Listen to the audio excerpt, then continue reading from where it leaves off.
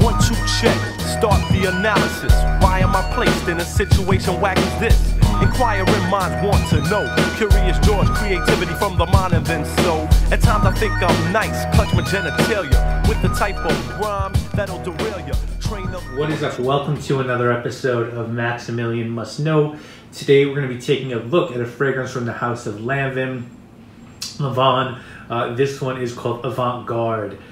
Interesting one, folks. One that had a moderate amount of hype for a minute, as people were comparing this to Tobacco Vanille and Spice Bomb. So I went out there, I blind bought it, and I'm here to report my findings to you guys. Now, before we talk about house history, first I will tell you that from this house I own L'Homme Sport, Orange Ambre, Oud and Rose, and Vetiver Blanc. The last three are from the Les Notes de Lanvin collection. And at this point, I'll say there's not much else from this house I'm interested in owning. Perhaps Arpège pour homme, but I'm not sure. Now, this is a highly esteemed French fashion house that was founded in 1889 by Jean-Marie Lanvin. She was a trained dressmaker, started off making clothes for her daughter, Marguerite.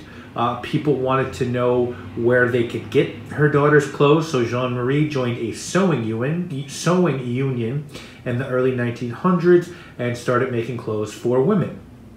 She became famous for making matching mother and daughter outfits, eventually expanded to a dye factory, home decor, menswear, fur, and undergarments.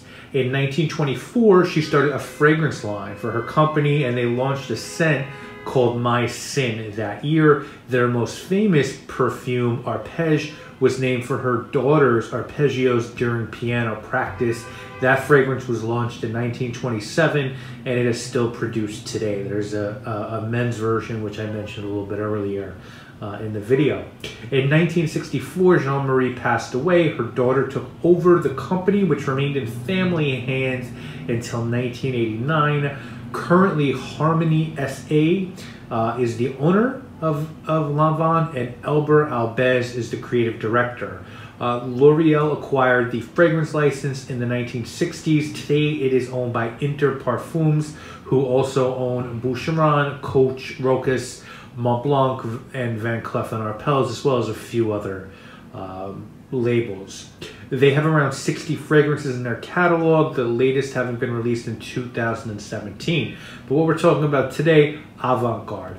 Avant Garde was released in 2011, one of their newer releases. The perfumer on this one is Shamala Maison-Dieu, who I believe is Antoine Maison-Dieu's wife. She has done a bunch of scents, not too many that I've gotten my nose on, with the exception of a Velvet Orchid for Tom Ford, Palo Santo for Carner Barcelona, and Incognito by Rouge Bunny Rouge. And I happen to be fans of all three of those. I grabbed my 50 ml bottle of this for $20 off Amazon. It seems to be a little pricier now. The 100 ml seems to hover around like a $60 mark online, but you can get 50 ml bottles for like 40 bucks online. And note-wise on this, we get bergamot, juniper, pink pepper, and pepper at the top, lavender, beeswax, cardamom, nutmeg in the middle, vetiver, amber, benzoin, tobacco in the base. Let me just make sure this is the 50 ml because it looks pretty. No, this is the 100 ml. I'm sorry, I got the 100 ml. For $20. Now, as far as the presentation goes, the only identifying marks on the bottle is this Lanvin across the neck. You could see it is a black bottle with a sticker on the bottom that does say Avant Garde. You have Inter Parfums, Eau de Toilette. This is a ding, actually, and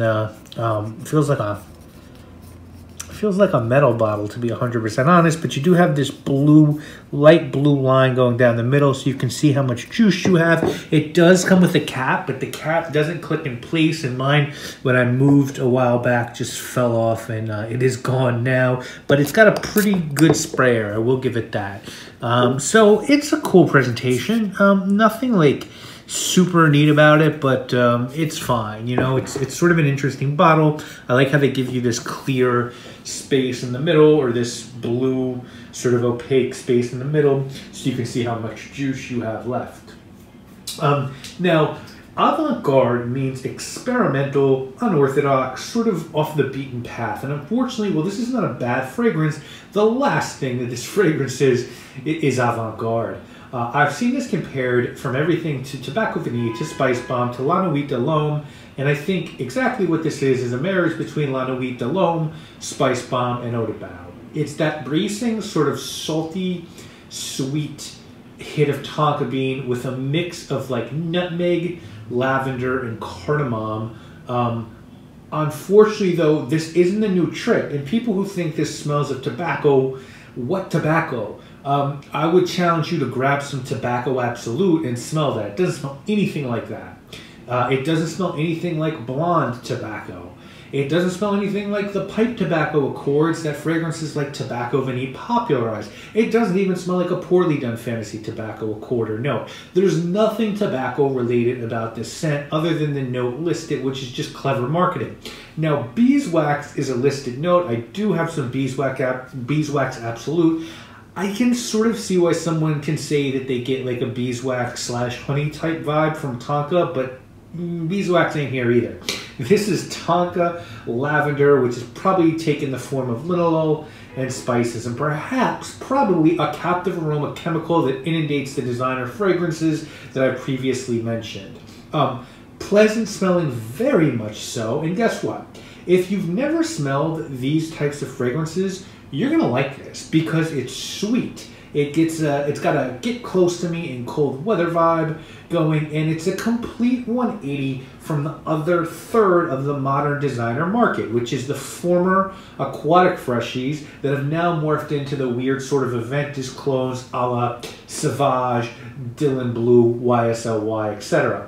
And then I would just say, as a note, the final third of the modern designer market is composed of these bubblegum-like clubbing scents, like 1 Million, Versace Eros, etc., etc. And then, of course, you do have your outliers, like the Amen line, the Prada stuff, Dior Homme, but that's really what the modern market is. And this falls into the lavender-spiced tonka bombs, very much so. And because La Nuit came out first, you can't give this huge originality points.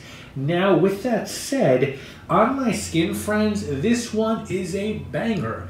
It jumps off my skin and it lasts for a while. I'd honestly say it performs better than any of the scents that I've mentioned, both in terms of projection and longevity. This has some serious legs to it.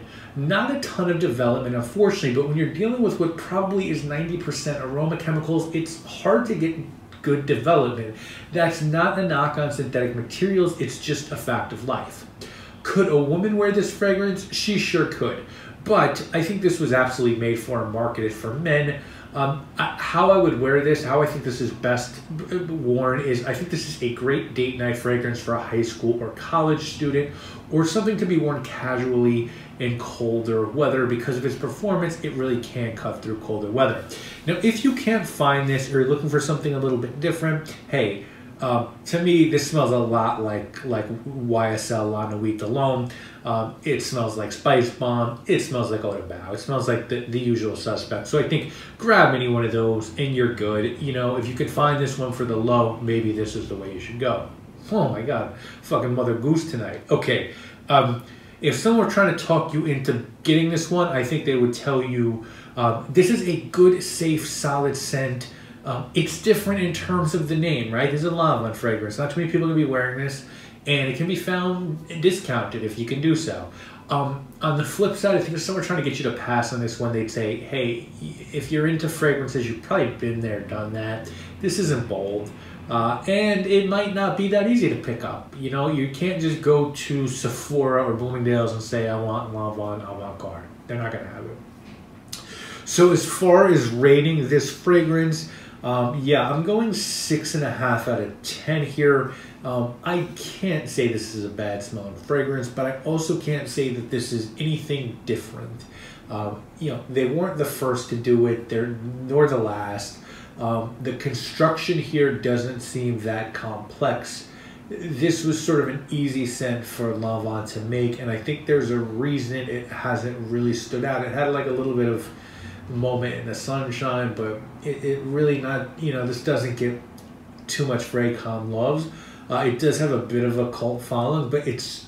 I think the reality of the situation is just too easy for me, and I think for the community and others to really bypass this fragrance. And that's a shame, because if you look at other things that Lanvin does, they really are about quality and being avant-garde, and just doing things well. And I think they certainly missed the mark a little bit here.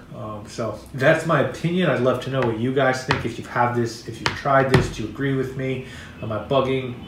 Let me know.